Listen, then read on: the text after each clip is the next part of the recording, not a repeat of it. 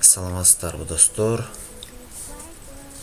Бүгүн мен сиздерге Farm Manager программасы боюнча кичине түшүнүк берип өтүп кетем.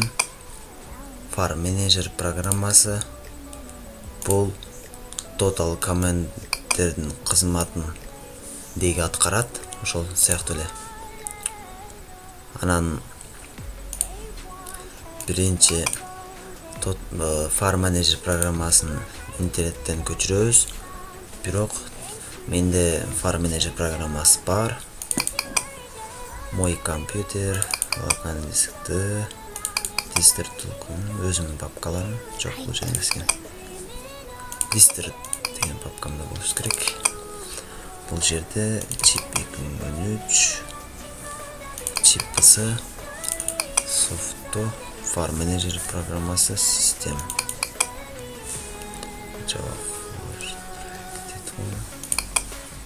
Офис.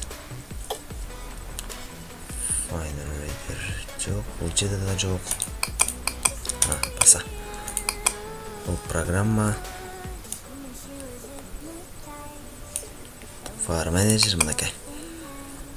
7 мегабайт 480 килобайт экен. Буну биз установкага басабыз.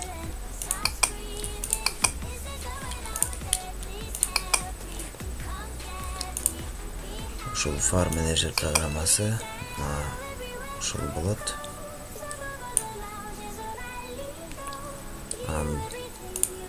Бул түзүлүштү биз установка кылабыз. Установить кнопкасын басабыз.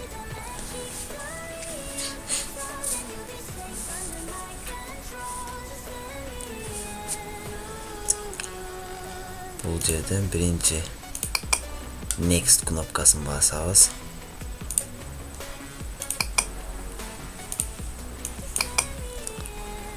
Анан мен ушул нерселерди кабыл кылам деп ошол экинчи ушул кнопканы басабыз. Жакшылап көрүп алыңыздар. Башка жерде басып жүрбөйүн. Бул жерде битишке басканыбызда Next кнопкасы ачылат. Next кнопкасын басабыз. Анан бул жерден admin или machine install for all user of this machine дейт. Биз бул жерден admin деп басабыз. Admin бөлүгүн бассак, ушул бизге жакшы. Анан бул жерден да Next кнопкасын басабыз. Программалар бардыгы C дискке. Admin, update, local, Farm Manager болуп ошол жерге түшөт. Анан биз Next кнопкасын басабыз. Бул жерден дагы Next кнопкасын басабыз. Install деген бул установка кылуу болот. Биз ушул программаны установка бөлүгүн басабыз. Install. Анан турабыз. Copying the files. Уже finish дейт. Уже аяктады. Finish кнопкасын басабыз. Finish кнопкасын баскандан кийин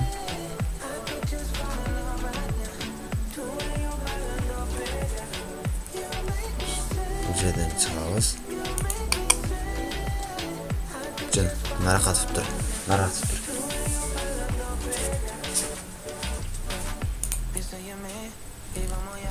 Бул жерден пускту басабыз. Пуск кнопкасын басканыбыздан кийин менин система Windows Phone операциондук система. Бул жерден программадан сиз установка кылган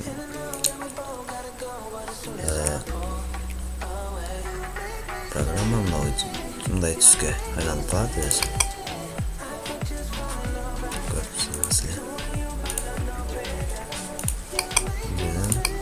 File Manager басабыз.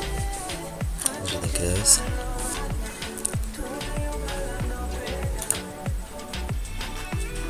Бұл жерден File Manager программасы ашылады. Мінекей ашылды. File Manager программасына кіргеннен кейін біз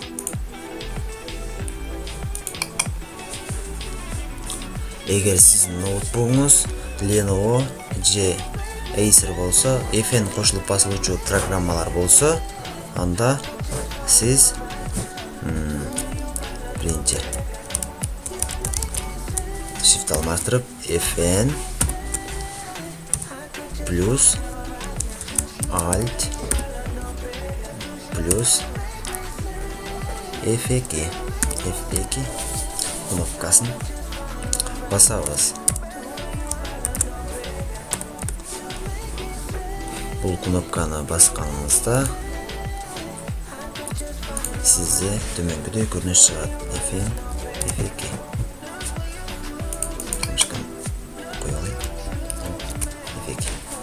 Бұл жерде сіздің компьютеріңіздің түзіліштерін көрінеді.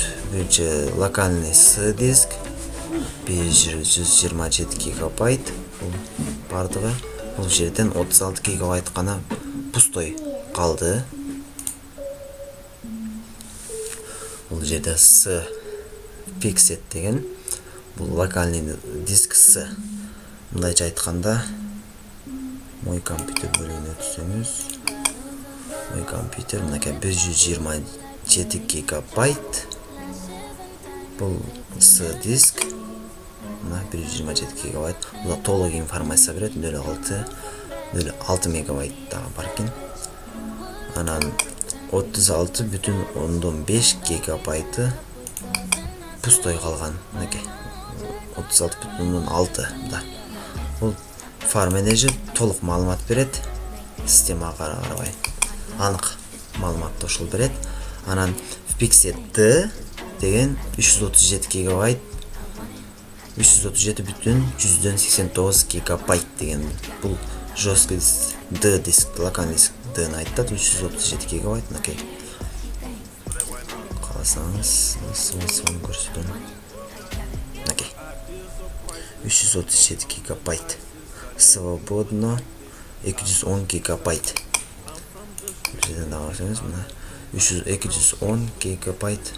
210,168 гигабайт уже пустой. E бұл CD-ROM диско түшүүчү. DVD деп тұрады. Анан G деген CD-ROM бұл деле ошондой. Дополнительный флеш бандай диско. Азыр біз File Manager программасын иштетүү үчүн биринчи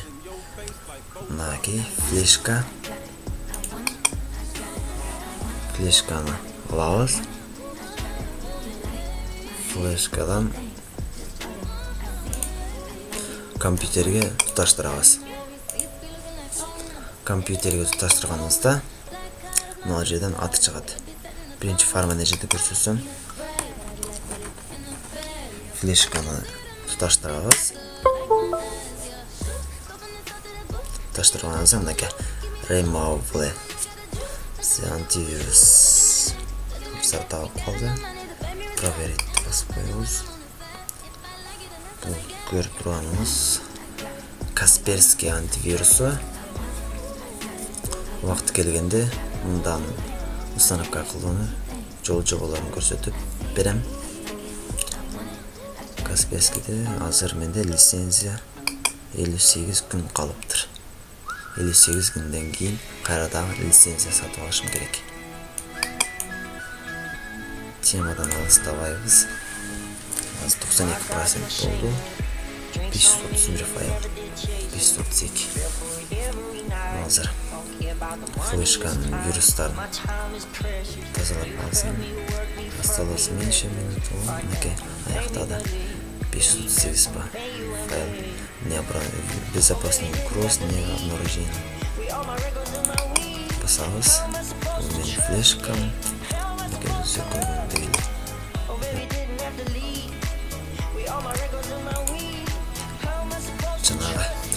SDI mini деген папкадан скрытый кылыш үчүн Fn плюс Alt плюс F4 кнопкасын басабыз. Пробуем басабыз. Систем. Enter кнопкасын басабыз. Бул деле скрытый болду.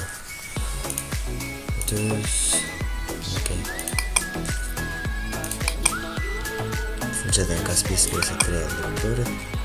Бул жанагында ачылып калган кнопка.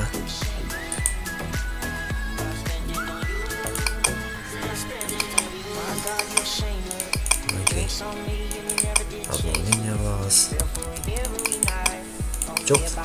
Эси сайт. File Manager программасы мен билген нерселердин баары ушул. F4 кнопкасын басасыз.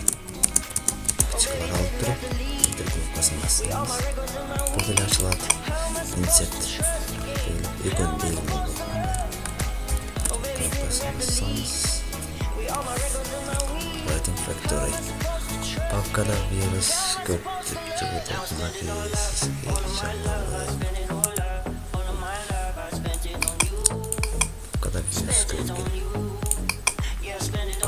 This is night.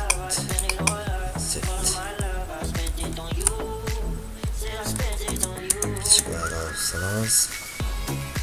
Enter кнопкасын басабыз. Компьютер. Жерде жок. Обновлениялардан кайра чыгып калат экен.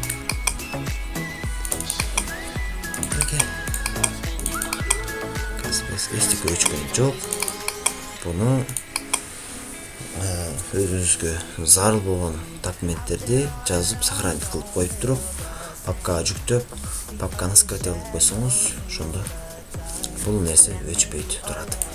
Эгерде кимде ким компьютериңизди формат этип койгон болсо, флешканы формат эткен болсо, анда восстановление кылатыган программа бар бизде. Андан көрсөтөбүз убакыты келгенде.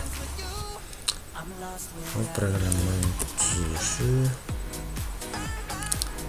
Resound. Ошол болуш керек. Болсом Hitman деген программа дагы бар болчу. Аны силерге кийин көрсөтөм. Көңүл бурганыңыздар үчүн чоң рахмат.